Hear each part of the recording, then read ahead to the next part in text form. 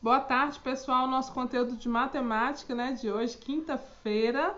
Nós vamos começar na página 161 do nosso material didático e nós vamos falar sobre o volume, tá? Dando continuidade aqui às nossas atividades de matemática e em todo esse conceito que estamos aprendendo sobre área, perímetro, como calcular essas coisas. E hoje nós vamos ver o volume e as unidades de medidas de um volume, tá? Então vamos lá? O volume de um objeto é a medida de um espaço ocupado por ele. Tem até um desenho aqui, né, de um quadradinho, de um cubo. E assim, considerando o cubinho, uma unidade de medida, temos um volume de uma pilha igual a 9. Por quê? Porque são 9 cubinhos aqui, tá? E aí, pessoal, nós temos essa atividade aqui falando sobre isso, tá? Considerando um cubinho como uma unidade de medida, determina o volume de cada sólido seguintes. Então, você vai calcular aqui, porque cada cubinho desses sólidos geométricos aqui, eles têm o mesmo valor de medida, tá bom? Aí você vai ter mais uma atividade de calculando na cabeça, né? De cabeça aí. Você vai descobrir quantos cubos foram utilizados para formar o sólido ao lado. Então, você pode calcular de cabeça ou também você pode contar aqui, verificar direitinho, não tem problema não, tá? As unidades de medidas de um volume. Então, para determinar o volume de um objeto, a unidade de medida de padrão que vai ser utilizada nesse momento é o metro cúbico. Olha só aqui.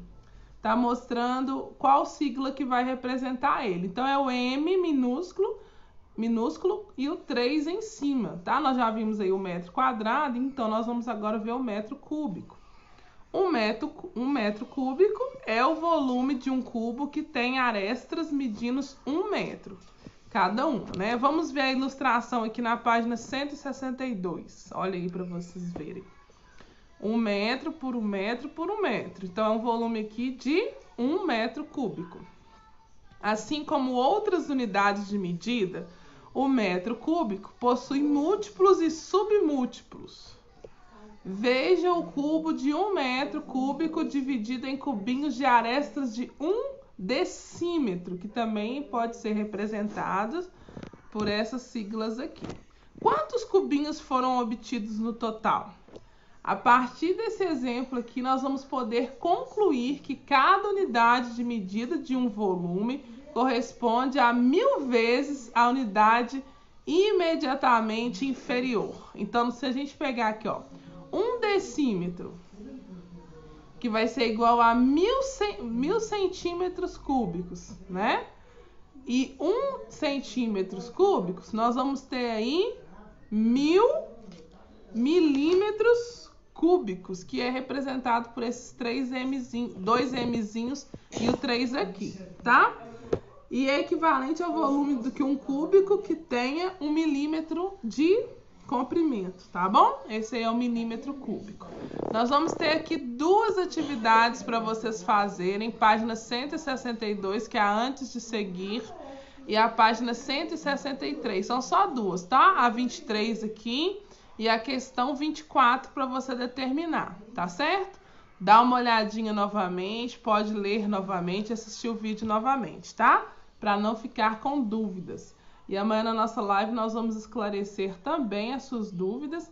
E não deixe de participar, porque amanhã a gente vai sortear o nosso amigo oculto aí do cartão de Natal. Então eu peço vocês que já adiante a confecção do cartão para amanhã a gente sortear o nome e depois você falar aí pro seu amigo secreto, tá bom? Um beijo, até a nossa próxima aula.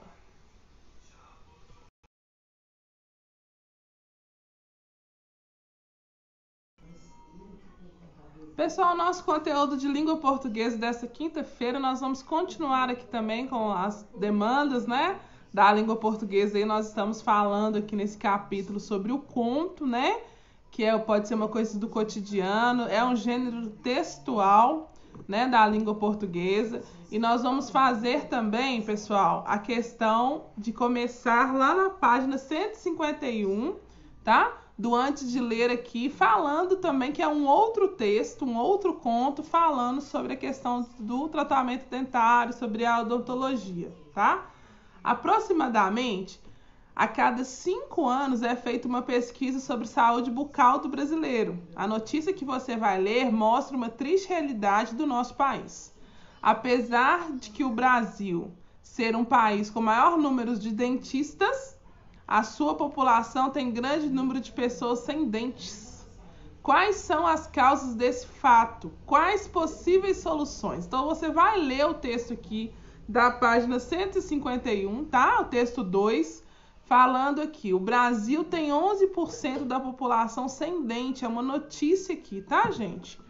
Quase 75% dos atendimentos de saúde bucal acontecem na rede privada, diz pesquisa do IBGE. Olha só. Tá? E você vai ler esse texto aqui, que ele vem continuando aqui na página 152, tá? Doença bucal leve e outras doenças também. E ele vai encerrar aqui na página 152 essa notícia, tá? Dando continuidade aos assuntos aqui desse capítulo. E aí, como atividade, pessoal, você vai fazer o por dentro do texto, que é a interpretação, né, do texto, tudo que você leu, você vai interpretar. Tá bom? Você sabe o que é uma notícia já, que a gente estudou no capítulo anterior sobre isso, sobre esse gênero textual, né? Então, tudo que está no texto você consegue responder aqui, tá bom? Questão 5 aqui você vai colocar, fazer no seu caderno da disciplina, não esquece de colocar o dia e também não esqueça de colocar a página de referência, tá? Não precisa copiar a pergunta, tá bom? E também, pessoal, fazer o por dentro do gênero, tá? Que está falando sobre o texto aqui, sobre o que é uma notícia, qual que é a condição, né, desse texto, de fato é um fato conhecido, é notícia divulgadas em jornais, revistas eletrônicas, pela internet, pode também ser divulgada na televisão, em telejornais e também no rádio, vocês já sabem disso, então a gente só está complementando aqui o seu conteúdo, tá? Aí você vai fazer as atividades aqui do por dentro do gênero, da página 154, e ela vai terminar aqui, ó, na página 155, tá bom? Não deixe de fazer essas atividades aqui, é muito importante que você faça, e eu vou mostrar para vocês aqui, gente, que nos próximos textos nós vamos falar sobre a charge e sobre também o uso do dicionário, tá? Mas o que eu quero mostrar para vocês aqui? Nós vamos fazer um trabalho de língua portuguesa desse trimestre, que vai ser um trabalho menor, tá? Com uma estrutura mais específica, tá? Falando sobre crônicas. Então, aqui na página 164 e na página 165, vai te dar as orientações dessa produção textual, tá? Você já sabe que é uma crônica que surge a observação dos autores sobre situações do cotidiano. Aí, como a gente já vai falar também sobre a charge na próxima semana, né? Que muitos de vocês já conhecem, que vê no jornal, que tem revistinhas, que tem na internet. E muitas das charges, elas têm um tom de humor para falar situações do dia a dia muito parecido com o gênero textual conto, né? Então, você vai ler aqui e depois aqui de que você ler essas instruções, você vai produzir uma crônica abordando uma das situações apresentadas nas charges.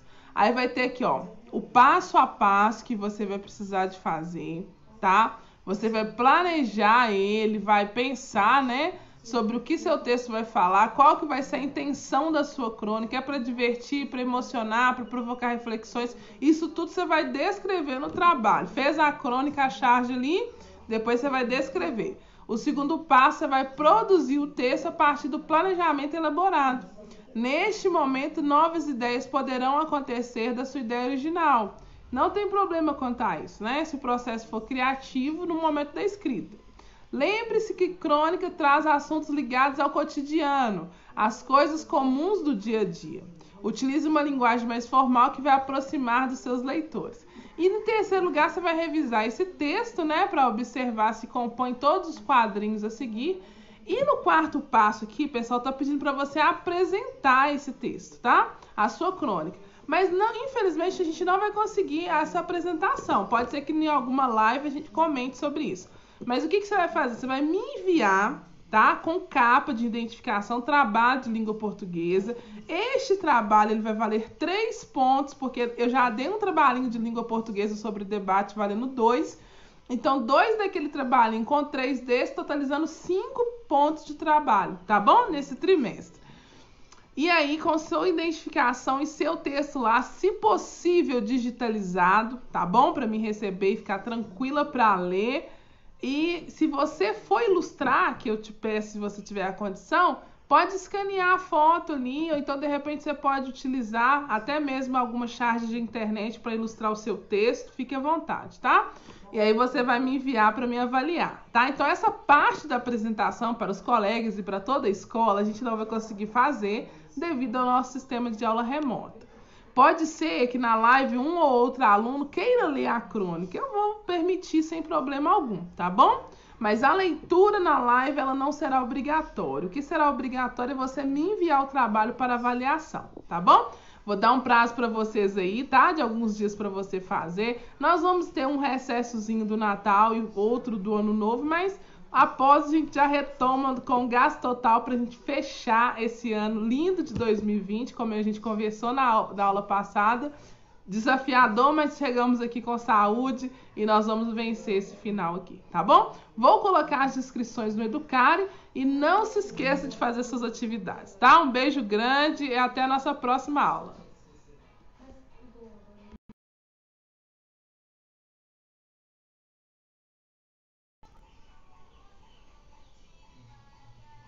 Boa tarde, nós vamos começar agora o nosso conteúdo de ciências, tá bom? Dessa quinta-feira.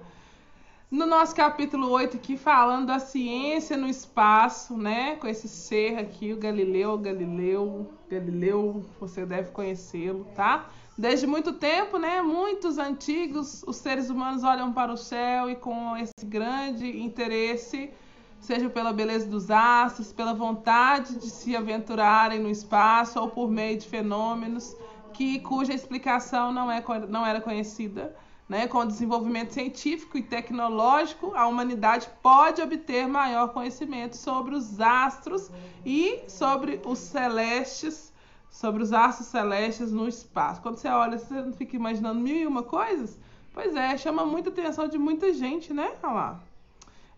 Com os artigos concebidos no universo e nos astros celestiais, quem que são eles? O que eles são? Como que acontece para a Lua ter uma transparência, né, e ela mudar de aparência, né? Como que ela muda ao longo de um mês, por exemplo? A gente falou das fases da Lua. Como que explicar o movimento do Sol que observamos durante o dia, que ele nasce de um lado do horizonte e se põe do lado oposto do horizonte? Quais movimentos que a Terra está realizando neste movimento do Sol, né? O estudo dos astros e a Terra nesse capítulo vai te fazer conhecer as respostas para essas perguntas, né?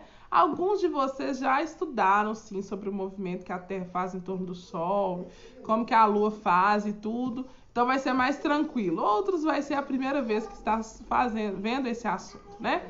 Então é o seguinte, você vai ler todos os textos que estão direcionados aqui.